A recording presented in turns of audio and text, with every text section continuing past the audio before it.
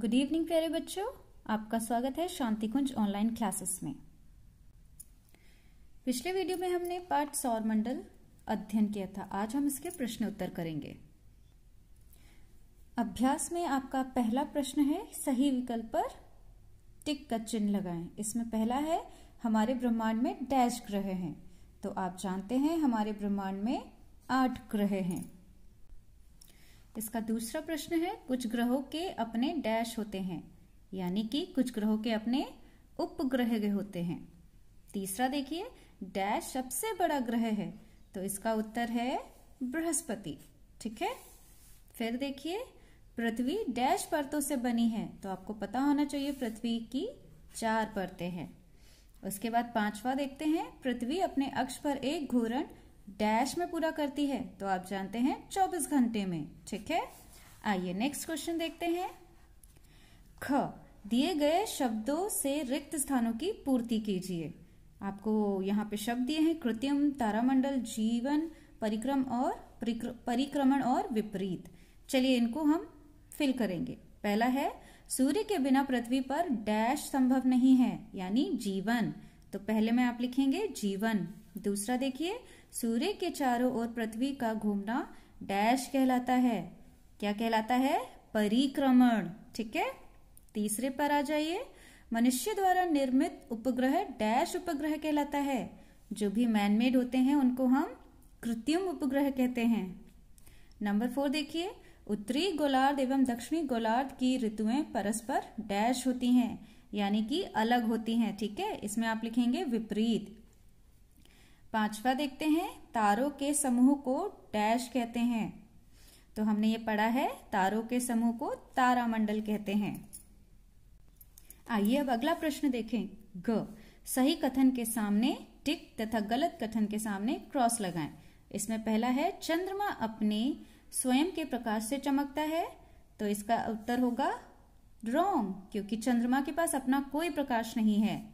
दूसरा, सूर्य एक तारा नहीं है। ये भी रॉन्ग है, क्योंकि हम सभी जानते हैं कि सूरज एक तारा है। तीसरा देखिए, चंद्रमा सूर्य का एक प्राकृतिक उपग्रह है। इसका उत्तर होगा नहीं। ठीक है। चंद्रमा पृथ्वी का प्राकृतिक उपग्रह है। चौथा देखिए, बुध सूर्य से सबसे अधिक दूर है। तो हमने अभी ऊपर पढ़ा बृहस्पति सबसे दूर है, तो इसमें आप रॉन्ग लगाएंगे। और फिफ्थ देखिए, मंगल ग्रह को लाल ग्रह भी कहते हैं। तो हाँ, मंगल ग्रह को लाल ग्रह भी कहा जाता है। अब देखते हैं ग, निम्नलिखित प्रश्नों के उत्तर दीजिए। पहला है, पृथ्वी की कक्षा किसे कहते हैं? इसका उत्तर मैंने यहाँ लिखा है। आपको अपनी कॉपी में सारे प्रश्न उत्तर करने हैं। चलिए, पहला प्रश्न था, पृथ्वी की कक्षा किसे कहते हैं? उसका उत्तर है, ग्रहों के चक्कर लगाने वाले दीर्घ वृत्ताकार मार्ग को कक्षा यानी ऑर्बिट कहते हैं। ठीक है। यह आपके पहले प्रश्न का उत्तर है। दूसरा प्रश्न है, सौरमंडल किसे कहते हैं?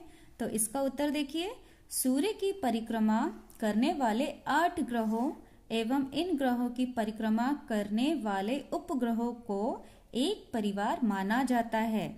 इस परिवार को ही सौर परिवार या सौरमंडल कहते हैं। ठीक है।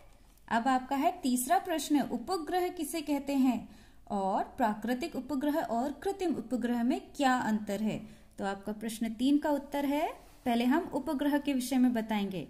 तो आप लिखिए, उपग्रह वे आकाशीय पिंड हैं जो ग्रह के चारों ओर चक्कर लगाते हैं। ठीक है। अब हमें अंतर बताना है प्राकृतिक उपग्रह और कृत्रिम उपग्रह में। तो आप इस तरह से टेबल के फॉर्म में लिखेंगे, एक तरफ प्राकृतिक उपग्रह, दूसरी तरफ कृत्रिम उपग्रह। तो आप प्राकृतिक में लिखेंगे, प्राकृतिक अंतरिक्ष में एक खगोलीय पिंड है। प्राकृतिक अंतरिक्ष में एक खगोलीय पिंड है जो एक बड़े पिंड के चारों ओर परिक्रमा करता है। प्राकृतिक उपग्रह कहलाता है। ठीक है। दूसरा है आपका कृत्रिम उपग्रह। इसमें आप लिखेंगे, मनुष्य द्वारा निर्मित उपग्रह को कृत्रिम उपग्रह कहते हैं। अब इसका एग्जाम्पल देख लीजिए। प्राकृतिक उपग्रह कौन है? हमारा चंद्रमा। तो हम लिख सकते हैं इसमें, चंद्रमा पृथ्वी का प्राकृतिक उपग्रह है।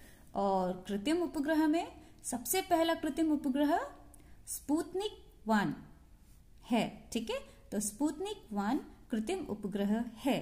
तो बच्चों, आपके प्रश्न उत्तर यहीं समाप्त होते हैं। आप इन जितने भी प्रश्न उत्तर कराए हैं उनको अपनी कॉपी में कीजिएगा और स्वस्थ रहें, खुश रहें, सुरक्षित रहें, माता पिता की बातों का ध्यान रखें, उन्हें सुने, माने और अपना ध्यान रखें।